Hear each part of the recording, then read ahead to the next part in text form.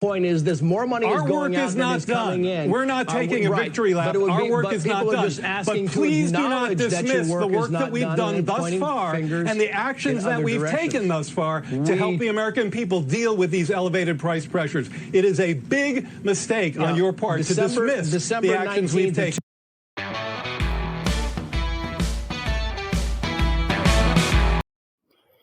Hey guys, welcome back to the channel. In this video, we're going to talk about recession, and we're going to talk about why there's some confusion going around being like, well, I thought we were in a recession. People saying we're not in a recession. Before we get into it, this is not a political video, right? So, the intro may insinuate that, but it's definitely not. That was the economic strategist from the Biden administration, Jared Bernstein, who's on TV and saying don't discredit all the things that they've done and this and that. We're going to talk about that in a little bit.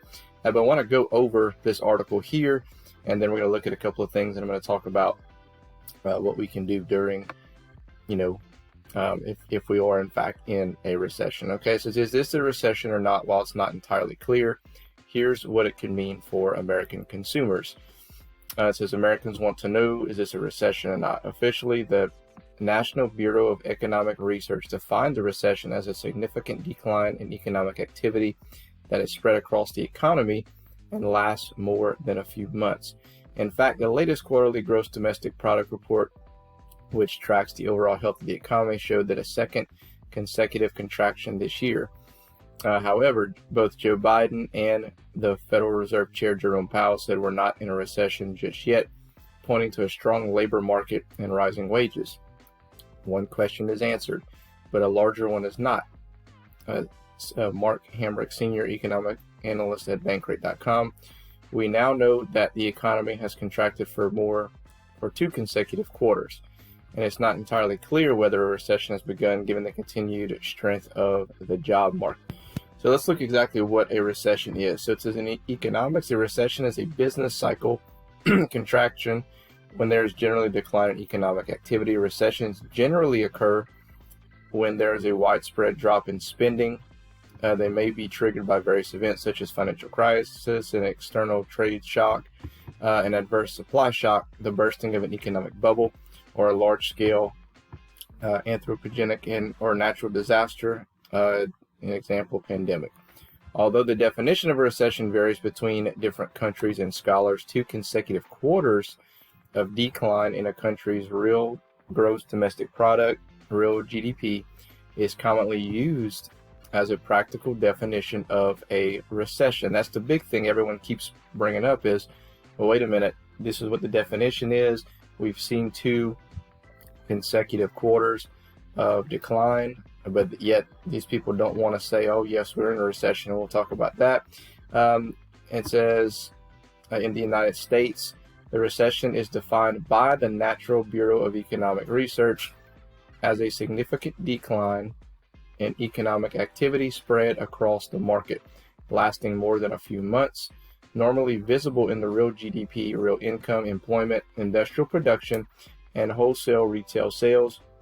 In the United Kingdom and most other countries, it is defined as negative economic growth for two consecutive quarters. So that's where I think we're getting mixed up, is we think that just because we've shown decline in GDP for two consecutive quarters, that yes, we're going to label it a recession, when realistically it looks like there's actually other things that factor into calling it a recession, which is a decline in economic activity spread across the market, and it is visible in GDP, income, employment, industrial production, and retail sales. So you're going to see that obviously income is going up in some parts of the United States. Employment's going up because they took away so many jobs during COVID. Obviously, the employment's going to start coming back. However, I don't know if that may kind of flatline, because I know that there's some places where people don't want to go back to work, production and things like that. So it's not just GDP. However, you did see two consecutive quarters of a decline in real GDP. Okay, back to the article. It says, even if the NBER doesn't declare a recession, the economy is far from out of the woods. Higher interest rates and unrelenting inflation pose major dangers ahead. And regardless of the country's economic standing, consumers are struggling in the face of sky-high prices, and nearly half of Americans said they're falling deeper into debt. While this may look different from previous downturns, there are certain things that rarely change. Okay, and before we get into the thing that says that, you know, the 3 ways that a recession can hit your wallet and the things that you've already seen, let's kind of address some of these things here, right? So, Scott, you know, at the beginning of the video, they say that all the things that they've accomplished, okay, 40-year high inflation, crazy high gas prices, that's affecting everything right now, okay? So, you know, the gas prices, it costs money for, you know, for these goods and services to be shipped to these companies. So, you know, of course, they're going to have to increase on, you know, on their goods and services. They can transition and kind of pass on that cost to the consumer, unfortunately, which is us, right? So, you know, the thing about, oh, well, we don't know if we're in a recession, we don't know this, we don't know that, or, you know, we've accomplished all these great things. Well, of course, they're going to start trying to push and accomplish these great things and fix all these things that they've created because, you know, again, this is not political, this is just fact. And, you know, I've been saying this, and I haven't been very vocal on the channel about it, but I've been saying it for sure the past year is, you know, midterms come around, they're going to try to change all kind of things, and they're going to try to make it all nice and pretty. And because the midterm elections are coming up in November, and they want to, you know, they want to do well, right? This administration wants to do well for their party, which is, it's related to the market, is you may start seeing the market have an uptick and push to the upside until after those midterm elections are done. Because when the midterm elections are done, I mean, it could go right back to what what we're seeing now. So anyway, just kind of, I just want to throw that out there. So 3 ways a recession could hit your wallet. It could get harder to find a job. Recent signs show that the labor market, which was on fire in 2021, may begin to cool. Hiring has slowed somewhat already, while uncertainty is running high about where the economy is headed. Although the unemployment rate has remained just above the pre-pandemic low, Powell seems to be warning us the job market will likely weaken in the higher interest rate environment amid the fight against historically high inflation. The Fed on Wednesday announced another major rate hike of 0.75% points to cool things down, particularly inflation, which remains at a 40-year high. Your investments may falter. Well, we've already seen this dating back to last November. So this is not a shock of, oh my God, the market's crashing or whatever. It's been crashing down since like last year, and just kind of like a slower form of a crash, right? Compared to what happened in 2020 with the COVID crash. It said, meanwhile, fears that the Fed's aggressive moves could tip the economy into a recession have caused the markets to slide for weeks in a row. You've had all the asset classes enjoy the last shot of liquidity over the last couple of years. And now there are more headwinds that the markets face than tailwinds. In times of turmoil, some advisors recommend a shift to stocks paying a high dividend while sticking with short-term to immediate-term fixed income assets. Good investors need to be proficient and not just buying on the way up, but buying on the way down.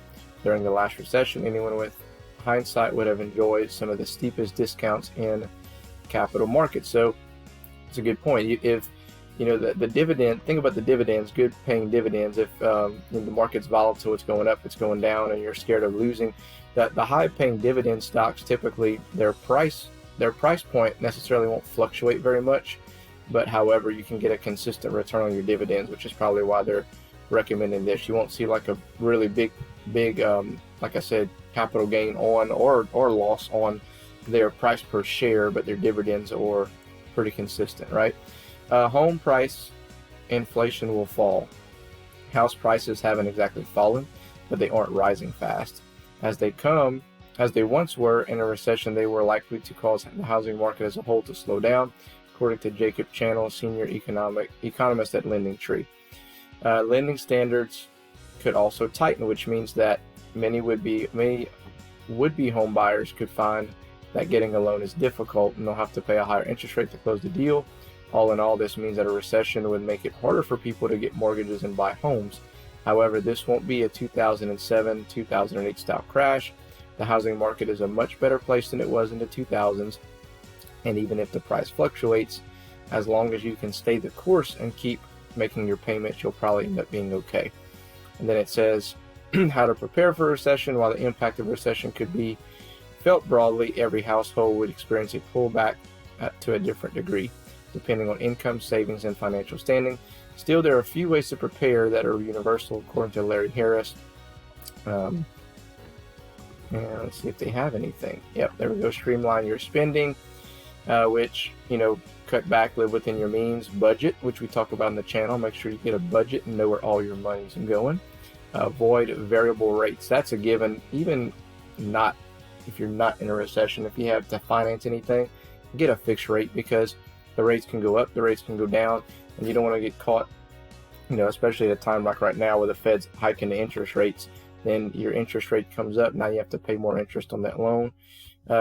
Stash extra cash in Series 1 bonds. These inflation protected assets backed by the federal government are nearly risk free and pay a high yield on record. So I'm not too familiar with that, but I can tell you, if you're on a financial plan already, if you're budgeting, if you're living within your means, if you have money going into savings, if you're paying your debt down, or if you've paid a lot of debt down, then you can sit down and reevaluate your financial situation, right? You can go back and double check your budget, and you can maybe find ways to increase your take-home pay by cutting things out that you don't need, okay? Because things are obviously shooting up in price, to where you can look and say, I'm spending money on this area over here. Do I really need to spend money here? I can actually use that money, and I want to put it maybe more into savings, or I want to have that money, that $50 that I just found that I was paying on this other stuff here that's unnecessary.